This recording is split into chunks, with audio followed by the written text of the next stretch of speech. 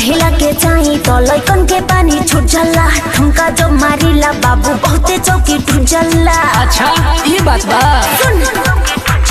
कमर हिला के चाही तो लइकन के पानी छूट जाला। ठुमका जो मारिला बाबू बहुते चौकी टूट जाला।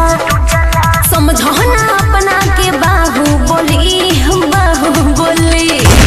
लहंगा पर गोली चली देखा तनी कोनो काती कली। लहंगा पर गोली चली देखा तनी कोनो काती कली। देखबा कि ना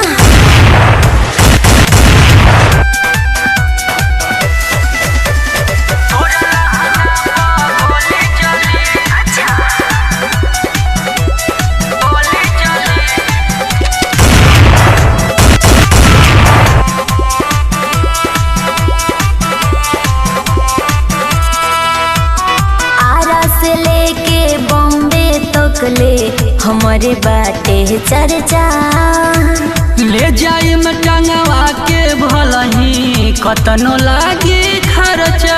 अरे चुप रहा तोरे पास सब धन खर्चा हो जाई।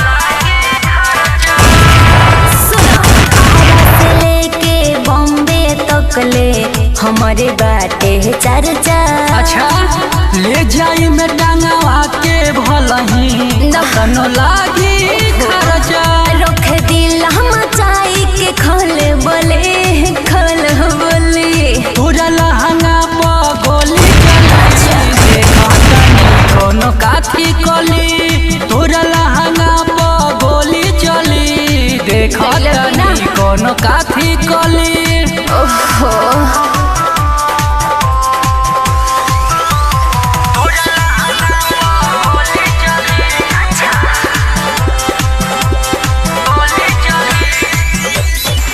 केतना ओइले केतना गोइले रख देनी भरिया के। सूरज मुकेश नाम बकाफी भूल जन धा के बुझले बाबू। अच्छा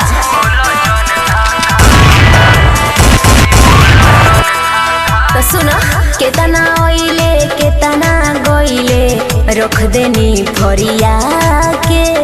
मुकेश सूरज नाम बकाफी बोल जन धा के